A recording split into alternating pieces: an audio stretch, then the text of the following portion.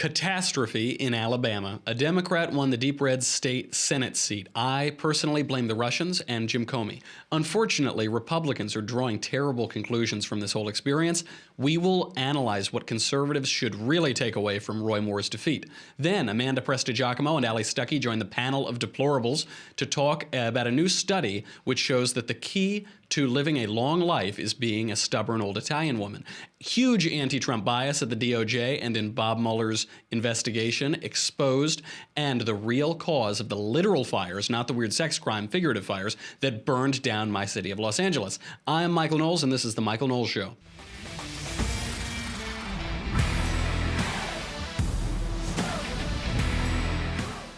You know, pretty bad news last night. Bad news for the Republican majority in the Senate, for the Trump agenda.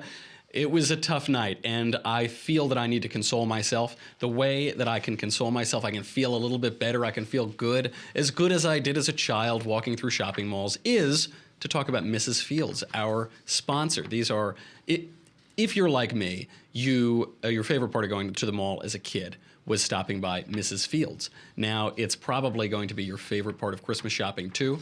It's very hard. We're getting a little close to Christmas now. There is one way that you cannot strike out buying Christmas presents, and it is to send them those delicious, those perfect chocolate chip cookies that will make you feel like a kid again. Give your friends and family the same feeling of pure joy with a holiday gift arrangement from Mrs. Fields. Mrs. Fields cookies have been around for 40 years. When I did the onboarding call with Mrs. Fields, we were talking about my favorite Mrs. Fields cookies. I remember them from when I was a little boy in shopping malls. You know, the whole mall would smell like Mrs. Fields, and I would force my parents to go and get me the sugar cookies. Those are my favorite Mrs. Fields cookies. A lot of people like the chocolate chip. They have these oatmeal raisin ones that are unbelievable.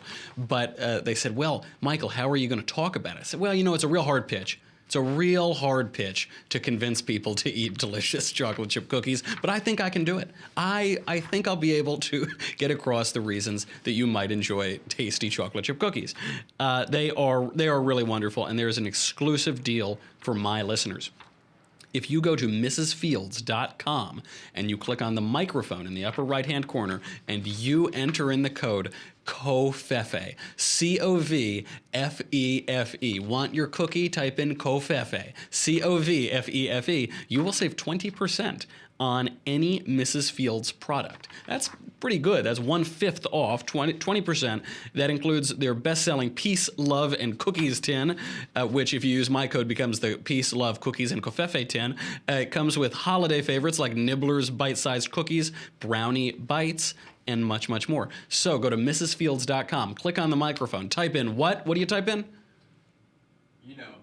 C-O-V-F-E-F-E, Covfefe. You'll get 20% off of any product at mrsfields.com. Okay, we're feeling too good. We're starting out this terrible, terrible day feeling too good. So let's get back into reality. A rough night for Republicans. Take it away, mainstream media.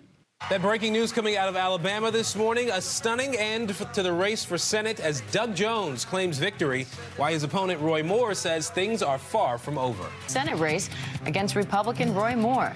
This is a seismic Democratic victory in a deeply red state. We have team coverage with reporters in both camps. Tonight, Democrat Doug Jones wins a stunning victory in the Senate election in Alabama. And tonight, I'm Don Lemon. Thank you for staying up with us. An incredible victory for the Democratic candidate in one of the reddest of red states. I want you to listen to this joyful reaction at Doug Jones' headquarters. Seismic, stunning, miraculous. Thank you for staying up with us. I am truly a masochist. That is like the cat of nine tails, whipping myself watching that ridiculous coverage. So that's going to be the story. Seismic, stunning, unbelievable. It's a whole brand new world. Huzzah, huzzah. You're going to hear that from the mainstream media. Unfortunately, a lot of Republicans are taking this to heart, and they're taking away the wrong conclusions from this race. So let's go through the top 7 takeaways from Roy Moore's defeat in Alabama, what conservatives should really learn. Number 1, no, Roy Moore should not have dropped out of this race after the sexual impropriety allegations came out. There are a lot of Republicans saying now, oh, he should have dropped out. There should have been a write-in candidate against Doug Jones. We could have run Luther Strange or Mo Brooks or somebody. Not true. Totally ridiculous. Let's look at the timeline. On November 9th, that is when the first allegations against Roy Moore came out. Keep in mind, these are 40-year-old allegations. But on November 9th, we learned that there is a woman who says that when she was 14, Roy Moore was sexually inappropriate with her, he sexually assaulted her, and then a number of other women came out and said, oh yes, when I was 16 or 18 or 19, Roy Moore, then at the time 30 or 32, he got a little frisky with me too, and it created this aura of sexual harassment and sexual assault. Those were the allegations. These allegations were conveniently timed. You notice you haven't heard about these things for, I don't know, the 40 years since they happened until just too late for Roy Moore to get off that ballot. So people think it's very easy. If Roy Moore just dropped out, then they'd put someone else on the ballot and the Republican would have won. That isn't true. According to Alabama state code, you can only remove yourself from the ballot 76 days before the election. So if it's after that time period, you can't get off of the ballot. If Roy Moore had dropped out, his name would still be on that ballot. He still would have the Republican line. Some people also don't know, when you're running for office, you need to get a number of lines. So, for instance, when I would run campaigns in New York, we'd try to pick up the Republican line, the Conservative line, the Independence Party line. There are all these, the Democrats would get Working Families Party. But you get those lines, and then the more lines you have, the better your chances of winning. If Roy Moore had dropped out and the Republican establishment, or Donald Trump even, had endorsed someone like Luther Strange, who had lost in the primaries, or Mo Brooks, who didn't really have much of a shot, even though those candidates would have been more likely to win the general, it would have had to be a write-in campaign. So there's a very low chance it would have happened. I think Luther Strange was polling at like 2% or something in a write-in campaign in the general election. Roy Moore dropping out would have guaranteed the seat would have gone to a Democrat, instead of what we saw, which was a tight race, but, 2-3 points separating these. It was a clear outcome, basically, but at least a close race. Dropping out would have guaranteed it to Democrats. And I know what you're going to hear. You're going to hear, well, Lisa Murkowski, the senator from Alaska, she won a write-in campaign in 2010. It is completely different. She had a lot of things going for her. One, she had enormous support, which Roy Moore lacked. She was an incumbent. She already had the seat. She already had universal name recognition. She came from a political legacy family. She was widely known as the heir to a political family, and she had a political write-in campaign. So her entire campaign was about this write-in. She gave out bracelets. She instructed people on how to spell her name. It was just too late. There was a month till the election when these allegations surfaced. It couldn't have happened. Added to all of this, you had Steve Bannon inserting himself into the Roy Moore campaign and playing it as an anti-establishment versus establishment campaign. So had Donald Trump come out and endorsed the guy who lost the Republican primary or someone else, it would have been seen widely as opposing the will of voters, opposing the will of the populace, and for a populist president to do that, it just can't happen. At the end of this election, it was a choice between Roy Moore and Doug Jones. Anybody who's trying to tell you otherwise is selling you a fantasy. Number two, no, the outcome is not stunning. The mainstream media will tell you it's stunning, it's unbelievable. To hear them tell it, not since the Battle of Lepanto has an underdog overcome so much to get a victory. NBC News reported it's a stunning victory. Politico reported on the Alabama earthquake. The Washington Post, Democracy Dies in Darkness, called it miraculous. They're suggesting no one could have ever predicted this. This is a blowout victory. Did anybody predict that Roy Moore would lose the general? Let's cut to the tape. Luther will definitely win. No? You know what I'm saying. Roy has a very good chance of not winning in the general election. It's all about the general. Don't forget, we don't stop here. You have an election coming up the day this is over. So this is over on Tuesday. On Wednesday morning, the new race begins. You got to beat a Democrat. Luther's going to win easily. And Roy's going to have a hard time winning.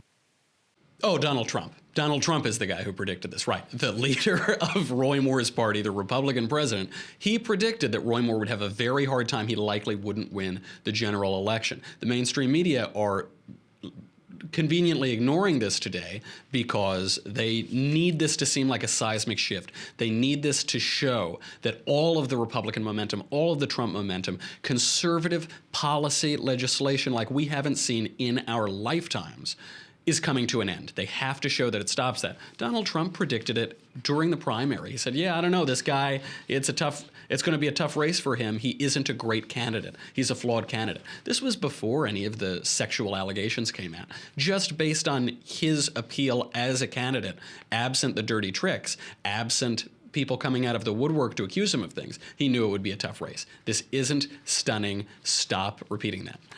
Number 3, Ronald Reagan's 11th commandment, now more than ever. Ronald Reagan was fond of saying, there is an 11th commandment we all must live by, thou shalt not speak ill of a fellow Republican. Unfortunately, many Republicans were all too happy to jump on the bandwagon against Roy Moore when these accusations came out. In part, perhaps, because the going got a little tough. That is a bad accusation to say that a man in his 30s is creeping on 14-year-old girls.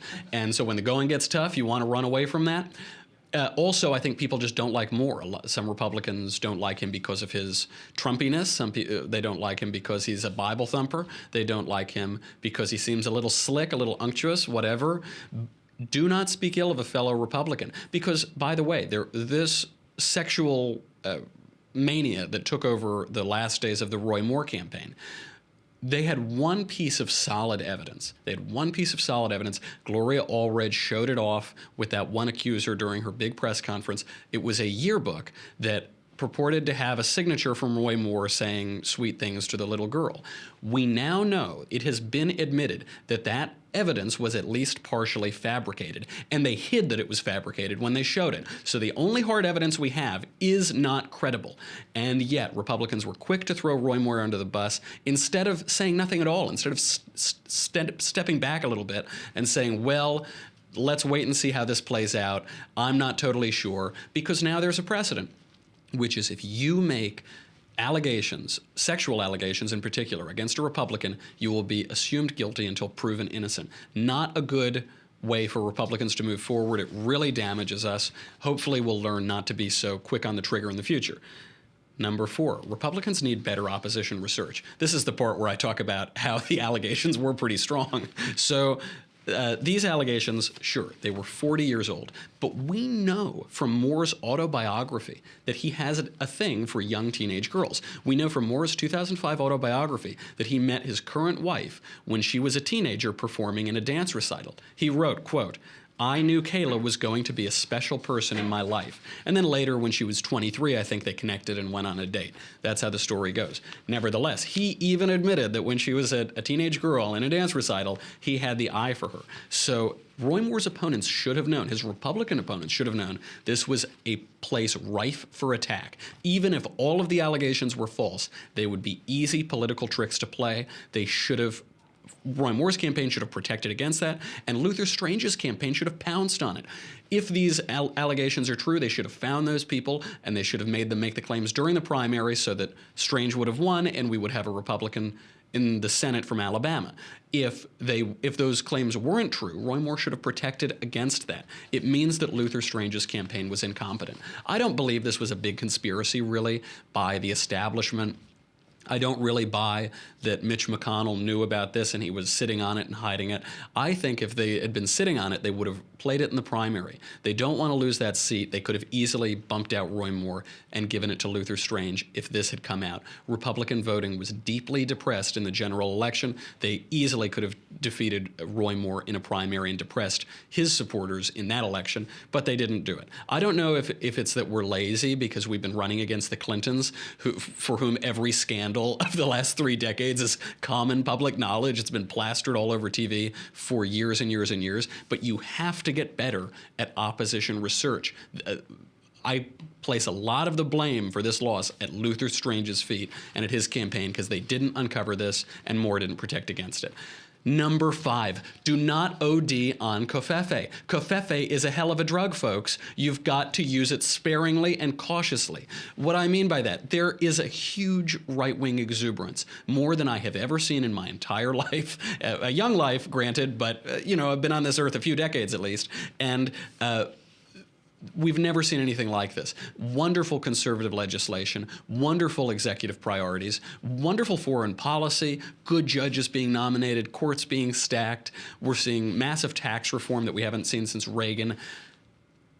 But there is a limit. There is a limit. You can't go crazy. Donald Trump has completely shaken up politics. He has radically altered what is acceptable specifically in political speech, in campaign speech, in what a candidate looks like. He's cracked this political correct, gross, just the political language where they say one thing and really you know that they're lying, but they're lying in this way or they're lying in that way. Donald Trump, he cracked that. He cracked the political correctness. He cracked the credibility of the mainstream media. But you can't get away with everything. He hasn't abolished the rules of politics entirely. Roy Moore did not have a way forward. He did not know how to pivot his campaign. He gave this awful interview with Sean Hannity. Let's hear it. Do you know Miss Korfman? Do you know the mother? I don't know Miss Korfman from anybody. I've never talked to her, never had any contact with her. Allegations of sexual misconduct with her are completely false. I believe they're politically motivated. I believe they're brought only to stop a very successful campaign, and that's what they're doing. I've never known this woman or anything with regard to the other girls. You understand this is 40 years ago. She said that you asked her out on the first of several dates, but nothing progressed beyond kissing. I don't remember specific dates. No, I do not. And I don't remember if it was that time or later, but I do not remember that. No. But you know her, but you never dated her ever. Is that what you're saying? Know her, but I don't remember going out on dates. I knew her as a friend. If we did go out on dates, then we did, but I do not remember that. That is not an answer. So he's talking about two different girls there, but he's saying on the one, this never happened, this 14-year-old girl, it never happened. Well, did you date teenagers? Well, no, I don't remember specific dates. Well, did you date teenagers? Well, you know, that's not an answer. If you're going to deny it, deny it. If you're going to own up to it and explain it, but move on, pivot, move on. The way that Roy Moore tried to pivot was by blaming gays and lesbians and the cultural left for harping on this. Sure, the cultural left might be harping on this. You're not going to be able to push your campaign forward by trying to scapegoat gays and lesbians when your own sexual behavior is being called into question. You have to move forward. Roy Moore didn't do that. He didn't have a clear enough vision for his campaign, and he didn't have the courage or the strength or the political smarts to address the issue and move straight forward, plow right by it. This brings us to number 6. Never defend, never explain, always attack. This is also from Ronald Reagan. Ronald Reagan would say, if you're explaining, you're losing. But Roy Moore just kept on explaining. He kept on saying, well, I never did this 40 years ago, and even when I did, I got the mother's permission. That doesn't work, pal. When you do that, you end up looking like Frank from Always Sunny in Philadelphia. I am not going to diddle your kids. I'm not like that. We got to definitely write a song about how we do not diddle kids. Do not diddle kids. It's no good diddling kids. There is no quicker way for people to think that you are diddling kids than by writing a song about it. You got to write a song that says, ooh, I wouldn't do it with anybody younger than my daughter. No little kids. Got to be big. Older than my wife. Older than my daughter. Something like that. Don't write a song about that. No, I'm cloudy. I got a headache. That could be a documentary of Roy Moore's campaign. That is what it looked like when he came out and tried to explain all of this. Don't do that. Eventually he wised up and then just denied it. He called into question some of the, clearly the fabrication on the yearbook signature. But that's what he looked like for weeks when these allegations came out. Not a good look. There's no way to convince somebody that you're not doing that when you're constantly harping on these things and going back and changing your story slightly. When Republicans were confronted with various and sundry allegations against Moore, they would say, if you even support Moore, you are a pedophile. There is a 2-word answer that they should have given: Bob Menendez. Bob Menendez, there is a sitting Democrat United States Senator who federal prosecutors think might have had sex with underage prostitutes. You don't hear a peep about that. You don't hear Democrats calling on him to step down or to resign. The mainstream media have blocked it out entirely because it doesn't help out their narrative against Republicans and against Roy Moore. But that's what they said. The Democrats said, well, if you vote for Moore, you are a pedophile. And just to be precise about language here, what Roy Moore is accused of is not pedophilia. The old Greek word for this is ephebophilia. He's accused of doing things, weird sex stuff with teenagers, young teenage girls, but not with children. There's a difference between a 6-year-old and a 16-year-old, for instance.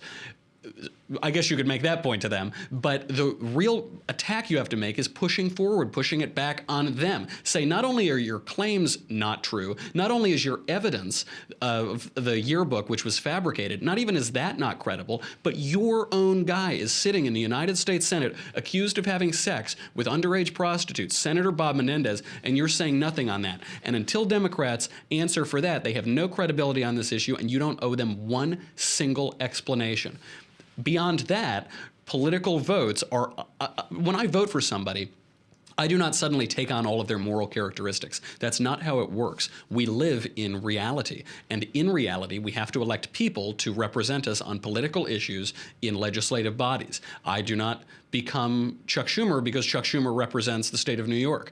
I do not become Kamala Harris because Kamala Harris represents California. I don't even become Donald Trump because I voted for Donald Trump in the presidential election. I don't have billions of dollars. I don't have the kind of crazy hair. That doesn't happen because there are steps between the representatives and their constituents. Don't buy into that lie and hammer them, hammer them, hammer them.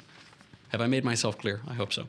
Next and final point, do not get hypnotized. This one's really hard because the mainstream media will do this to you. According to a report out from the Media Research Center today, 91% of evening news coverage about Donald Trump is negative. 91%. This is way higher than previous presidents, Republican or Democrat. There is wall-to-wall coverage of all of the sex stuff with Roy Moore. And what's the refrain? Roy Moore is a pedophile. Roy Moore is a pedophile. Doesn't really analyze the evidence. It doesn't analyze what those words mean. It doesn't analyze what the accusations are or how many decades ago they took place. But do not be hypnotized. I know you haven't seen anything about Bob Menendez. I know all you've heard about is what a mean, terrible, rotten guy Roy Moore is. But the mainstream media are the communications wing of the Democratic Party. Do not believe what they're saying. There have been absurd retractions in just the last few days from CNN, Washington Post, the New York Times. They got stories completely wrong. Important stories about so-called collusion, about the White House, about Donald Trump. Don't buy what they are selling and don't buy their premises because then you'll have to arrive at their conclusions. That isn't true. Okay. That's all I want to talk about on how conservatives are making wrong conclusions from this race. Now we have to talk about the race itself. We have to bring on our lovely panel of deplorables, our all-female panel, the conservative millennial Allie Stuckey and the Daily Wire's very own Amanda Prestigiacomo. But first, I wasn't going to just give them to you all willy-nilly without having to talk to you first about man crates. Man crates. This is my favorite gift that I've gotten thus far. I shouldn't be that blunt about it because my fiance did give me her Christmas gifts already and she didn't give me a man crate, but Man Crate sent me one and it's awesome. So mancrates.com is the surest way to find gifts that guys will actually love, guaranteed. The one that I ordered is from Andrew Clavin got the same one, and I was very envious of it, so I begged them to send me my own. It's the Whiskey Appreciation Crate that has your name inscribed on glasses and your initials on a whiskey decanter and all sorts of nuts and whiskey treats. There's the Grillmaster Crate with a brass knuckle meat tenderizer and a cast iron smoker box. If you go to mancrates.com, you can pick the perfect crate and choose the delivery date. When the crate arrives, how do you open it? with a crowbar, of course, with a crowbar that has your name laser engraved on it. Both Men's Health and Allure magazine are saying man crates are the perfect gift for men. Those two magazines don't agree on anything. They have thousands of 5-star reviews, and every man crate comes with a high five guarantee. I think you're going to love it. I think it will help you to own the holidays. They have over 100 hand-curated gift collections. And by the way, if you don't want to get a personalized gift like that, you don't think that they'll enjoy the whiskey collection or whatever for some reason, let's say you just want to get a gift card, very safe standard gift, get them a mancrates.com gift card set. And the gift card, whichever gift card you want, will come in a block of cement that you, and with a sledgehammer, and you have to crack the cement in order to get the gift card. It's a lot of fun. I think boring gifts aren't worth giving. If there isn't an experience that comes with it, if there isn't something fun and personal and a story that will come out of it, it misses half of the point. So if you're going to give a gift, if you're going to give your friends and loved ones Christmas gifts, give them one that comes with a story and that you can laugh about for a long time to come. I'm getting mine in the mail this week, and I'm very excited to use it. So go to mancrates.com/Knowles, Knowles. You will get 5% off of your order. They don't offer this discount anywhere else. That is 5% off at mancrates.com/Knowles, mancrates.com/Knowles. Own the holidays. Okay, ladies, we have to bring you on. A tough night. Let's begin. Allie, what does this loss, this new Democrat in the Senate, mean for tax reform? Well, unfortunately, I don't think it's a great step for tax reform. I do think the positive side about it, although you have already touched on this so far, is that we don't have such an uphill PR battle now to fight. Of course, everyone who voted for President Trump wanted someone in the Senate that would carry out President Trump's pro-America, America First agenda, and that includes tax reform. But I do think it's a positive that we no longer have to battle the media and battle the left and defend ourselves. As you explained, we would constantly be having to explain ourselves by saying, oh, no, we're not the party of a sex offender, or no, we're not the party of a guy who engages in preying upon teenagers. That's how we would be spending the next couple of years until 2020, is explaining that we are not the party of Roy Moore. Well, now we don't have to waste our time doing that. We can actually focus on maintaining the majority in the Senate and then winning 2020 as well. So I do think it can be a positive. And it does take a real weapon out of their toolbox, absolutely. I always advocate not explaining anything to them and saying, we don't owe you an explanation. You have Bob Menendez. True. But you're right. It does make it much easier on the PR front. And it was the worst night for Al Franken. Al Franken, who fake resigned a couple weeks ago, he now has to actually resign. You know, if Roy Moore had won, he could say, well, they got more, I'm going to stay, but too bad, now you're fired. Sad, sad. I guess it's Donald Trump's catchphrase, so I suppose it's fitting. Amanda, what does this mean for Republicans in 2018? Well, I think we can just learn that this was a really bad candidate. Like, I don't think this teaches us anything else aside from Roy Moore was a really bad candidate, and that's why he lost. Like, I don't think we can extrapolate from this and think it's like a referendum on Trump or anything like that. I just think we put not a good candidate forward. I mean, Mo Brooks would have wiped the floor, even Luther Strange. So it was really, and of course, we can look to Mitch McConnell, and that was not the best move on his part. To try to rid those other people from being in there. So maybe just take a look at our leadership. That would be a good move for Republicans. And then maybe that will help us in 2018. He was a bad candidate. I do fear now that anybody can make up allegations. I'm not saying these allegations are made up, but anybody can make them up, especially if they're 4 decades old. And giving them a win on this, I just fear is going to unleash a tidal wave of these allegations. Are we going to see this strategy played out in 2018? Oh, 100%. I've had reservations about the whole Me Too campaign from the beginning, and that's exactly the right point, is that anything can be said. Bill O'Reilly actually just recently came out and he said that there's a tape.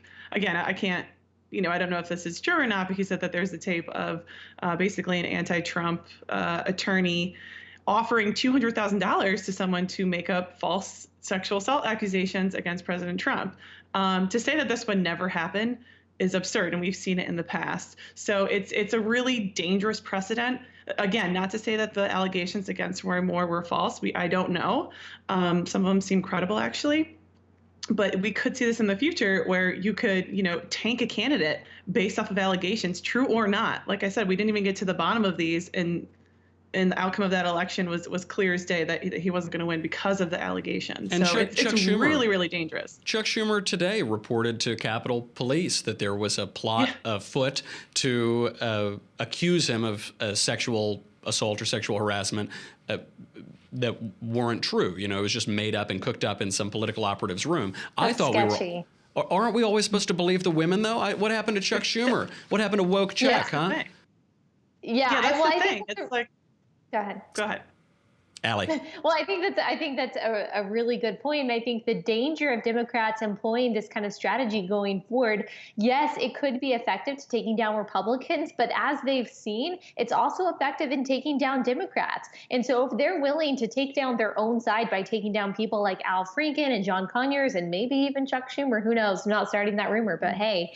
Yeah, I'm not starting that rumor that Chuck Schumer is going to get taken down by weird sex stuff. Yeah, I'm sorry. Out there, we do have to believe the women, right? So I think that they have to be willing to turn that sword on themselves. If that's the sword that they want to die on, I think that what they're doing is that they realize that they're going to take down some of their own by spearheading this whole Me Too movement, and how they kind of remedied that and how they kind of solved that and is by using Al Franken as the guy who fell on his sword, as the scapegoat that said, yes, we're even going to call out some of our own, but when we call out some of our own, look what they do. They resign. This is how moral we are. We are willing to throw away some of our own and stand for the principle of morality, or principle of against sexual harassment, which I don't think that's a really moral stance at all. I think it's politically expedient. But if they are willing to continue to do that and continue to allow their congressmen who are accused of sexual assault to fall on their swords, then we're not going to have any Congress people anymore, which I think would be great. Then the Libertarians win. Yeah, well, that's true. Although I am sympathetic to Federalist 51, which says that the Congress exists so that all the sociopaths of the country can go into a room and fight one another. And the Democrats, they do seem to be much less morally concerned, much less morally meticulous if you're the senator from New Jersey named Bob Menendez. But who knows? It's so strange. I do want to make, just before we sign off from Facebook and YouTube, I do want to point out we are not starting the rumor that Chuck Schumer, the senior senator from New York and the Democratic leader, is a sexual predator. We're not starting that rumor. So don't you go around spreading that. Don't repeat it. Don't repeat it that Chuck Schumer is a sexual predator. Okay, we've got to sign off from Facebook and YouTube. If you already subscribe to the Daily Wire, thank you very much. It helps us keep the lights on. Covfefe in my cup. It helps me recover on horrible, terrible mornings like this when Republicans lose Alabama. So if you haven't subscribed, go to dailywire.com right now. What do you get? Well, it's $9 or $10 a month, or $100 for an annual membership. You get me, The Andrew Klavan Show, The Ben Shapiro Show, blah, blah, blah, blah, blah. You get the Leftist Tears tumbler. Now, I will grant you, it's a little emptier this morning after Doug Jones's victory last night. But look, we got a lot more races coming, folks. We have a lot more winning. The House is moving very fast on tax reform, so it's really probably just a matter of hours before this thing fills up again and we can lower tax rates, cut the corporate tax, and make America great again. So go to dailywire.com, get that Leftist Tears tumbler right now. We will be right back.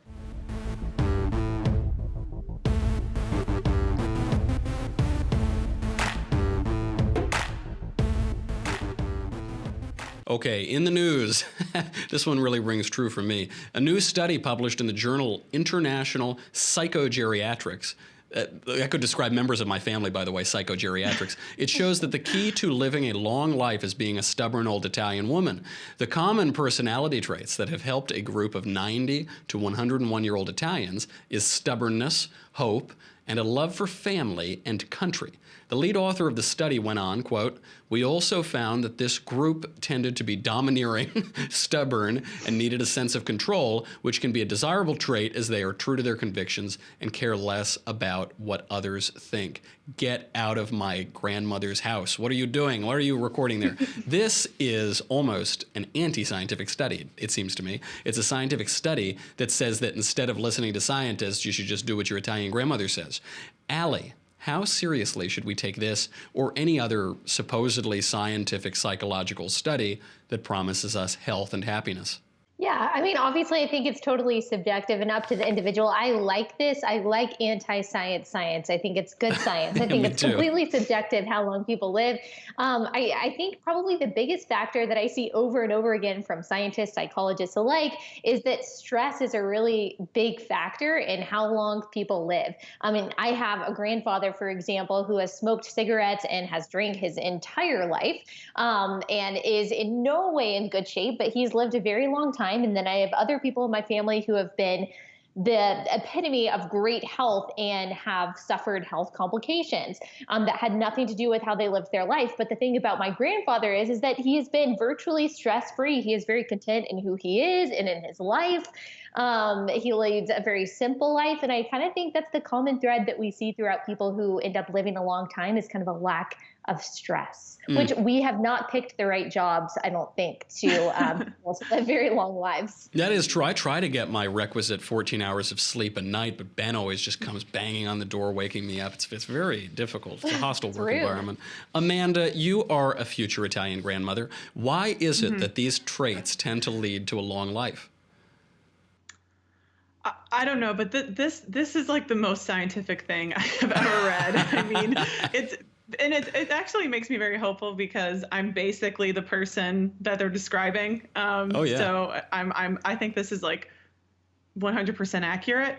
I don't know. I mean, I guess it can be subjective, like Ellie was saying, but I would like to believe that this is 100% real. So I will live to 100. But like my nonna, for example, she's like 87.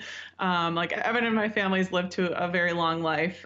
Maybe there's like also guilt that might also help someone live longer. That's like a good trait for Italian. So maybe it's that too. So do you want to live to I'm 100?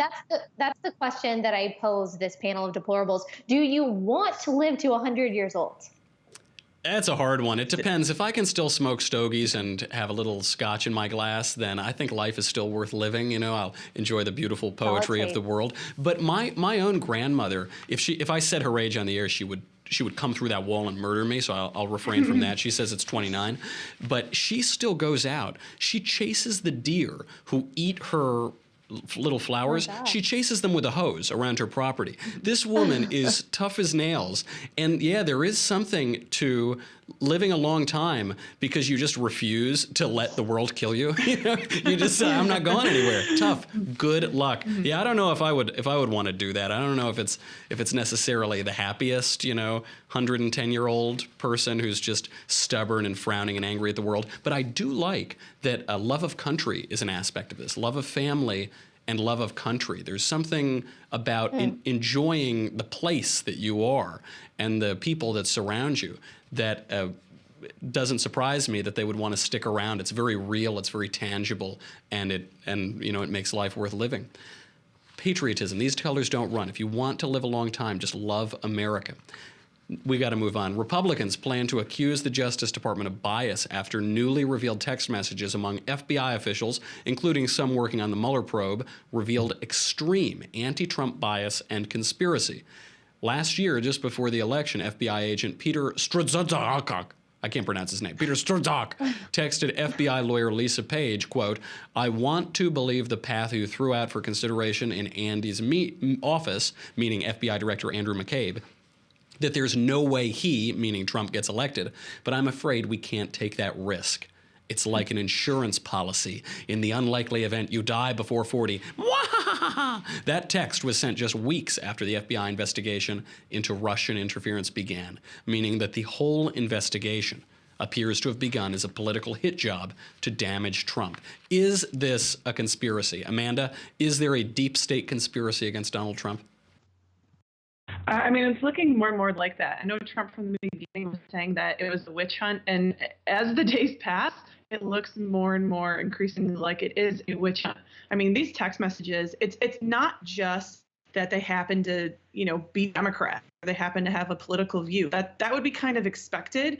It's that text that you just read, where it's almost like it was a conspiracy, like they were going to take him down. That is so troubling. And the whole point of the special counsel of this investigation is to rid bias. How in the world is this ridding bias? I mean, Peter Strzok was just let go, but I mean, he had his hands in everything. Apparently, he was like the only FBI agent, and he has a very severe bias. So it's like the FBI in the movies. In the movies, we all picture it's just like one guy doing everything. That is Peter Strzok. Yeah, it's really bad. If the text had just said, Trump, what a jerk. Oh, wow, I don't like him. That's one thing. But they're referring to meetings with the director of the FBI on ways to take Trump out. Very bad. Allie, does the Mueller...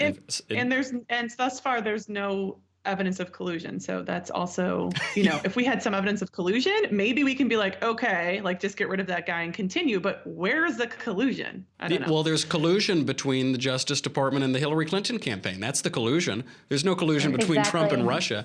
Allie, does Mueller, who employed both of these people in the text exchange, who stacked his investigation with people who are against Donald Trump, does Mueller have any credibility left? Does this investigation have any credibility left?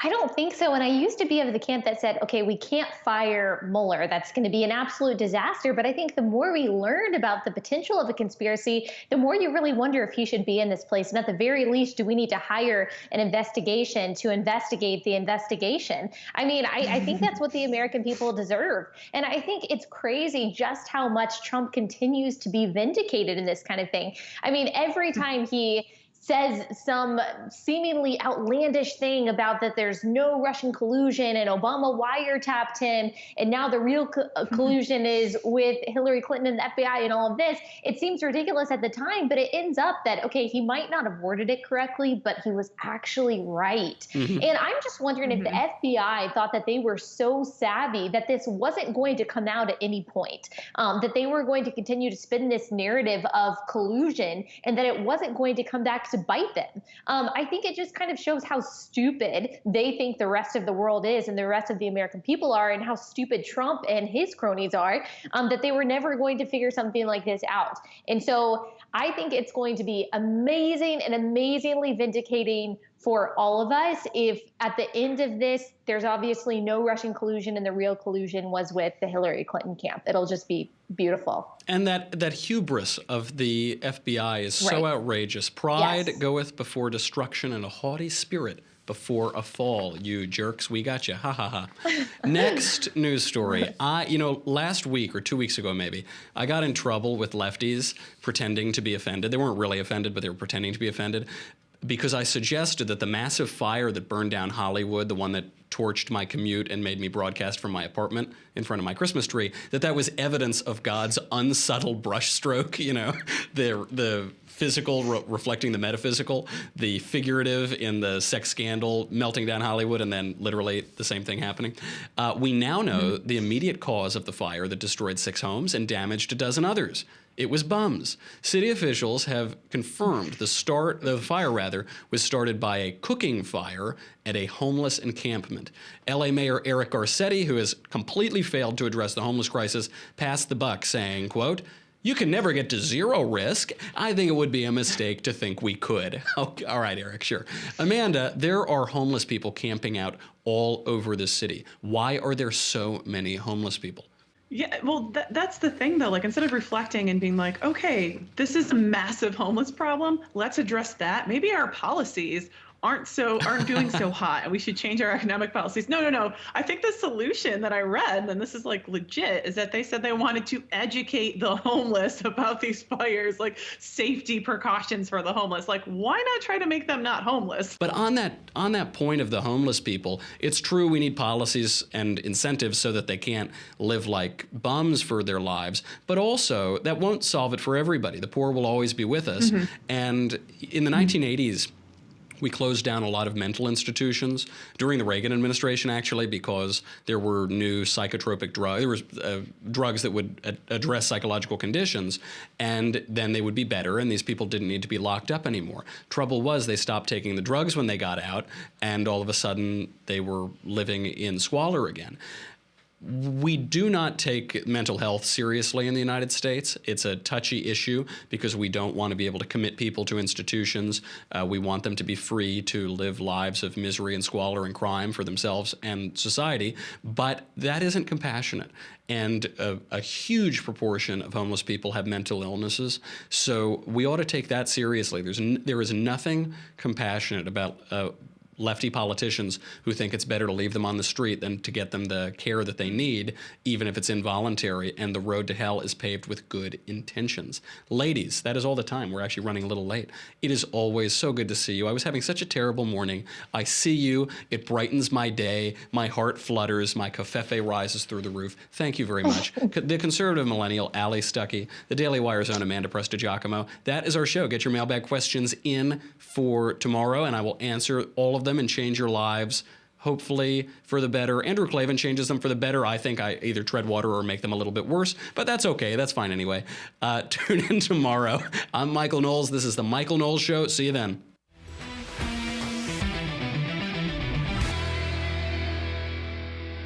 The Michael Knowles Show is produced by Marshall Benson. Executive producer, Jeremy Boring. Senior producer, Jonathan Hay. Supervising producer, Mathis Glover.